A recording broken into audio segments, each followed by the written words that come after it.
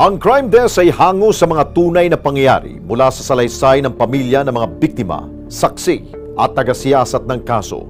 Inihahayag din ng crime desk ang panig ng mga sospek o akusado para sa balanseng pagtalakay.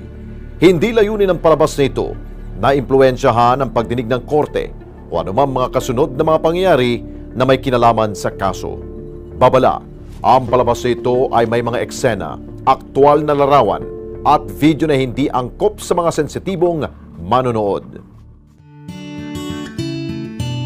Taong 2016, nakatakdang ikasal sina Edgel Joy Durulfo, assistant manager sa isang resort and casino sa Parañaque, at ang kanyang nobyo na si Rodney Inchausti, isang medical representative sa isang pharmaceutical company. Pero ang kanila sanang fairy tale ending, natapos ng abutan daw ni Rodney si Edgel Joy na nakahandusay na sa sahig ng isang unit sa mismong resort and casino ng kanyang pinapasukan. Sinasabi raw ng nooy hindi na makahingang si Edgel Joy na gusto na nitong mamatay. Ano ang tunay na naganap sa apat na sulok ng Unit 812 noong hating gabi ng Huwebes, February 25, 2016?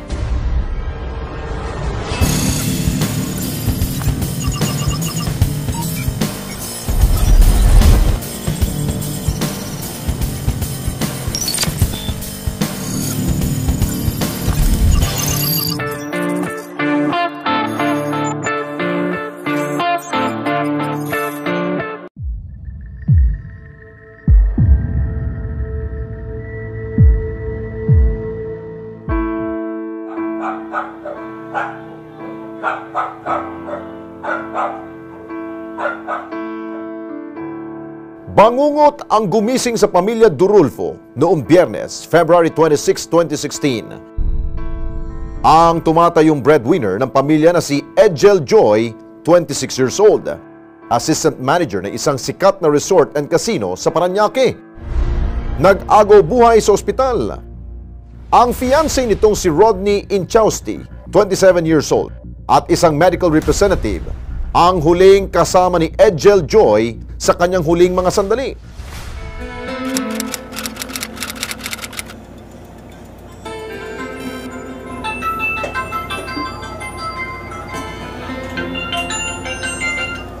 O Rodney, bakit? Tita, nandito po kami ngayon ni Joy sa ospital. Nasa ospital kayo ni Joy? Bakit? Ano nangyari? Tumawag siya, sabi niya sa akin, "Tita, nasa ospital kami ni Joy." Sabi ko, "Bakit?" Sabi niya, uminom daw sila ng drugs. Sabi ko, "Sino uminom?"